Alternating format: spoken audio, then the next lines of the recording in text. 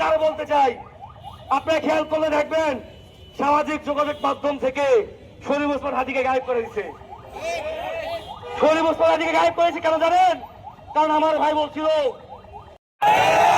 আমরা এখান থেকে বলতে চাই, যদি ওসমান হাদি ভাইয়ের শত্রুদের, তার খুনিদের বাংলাদেশের জমিনে এটা প্রথমবার যে একজন সংসদ প্রার্থী ভিক্ষুক Hasina they bounds of terrorists a ভারতীয় আগ্রাসন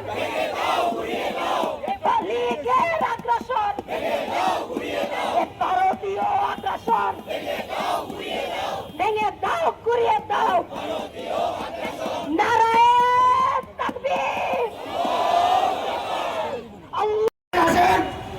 আমরা সব ব্যাপারে কম্প্রোমাইজ করবেন, শুধু একটি ব্যাপারে কম্প্রোমাইজ করবেন, আমাদের দেশ অধিকার, আমাদের এই মানুষের জীবন, আমাদের মানুষের অধিকার। রক্ত যদি দিতে হয়, আমি যদি শহীদ হয়ে যাই, আমার কোনো আফসোস নাই। আমার দেশের মানুষের জীবন এবং যে বাহিরা রক্ত দিয়েছে তাদের রক্তে আমাদের দম আমরা ফেস্টিভালে আমরা দেখিয়েছি, আমরা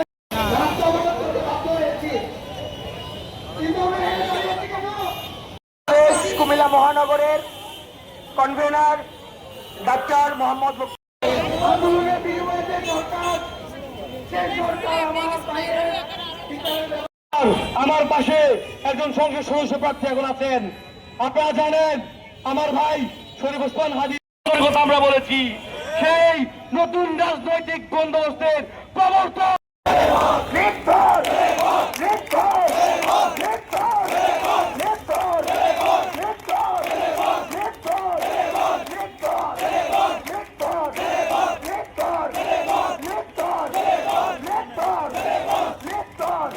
পরিমাণ মানুষ অংশগ্রহণ করেছিল, কিন্তু দুঃখের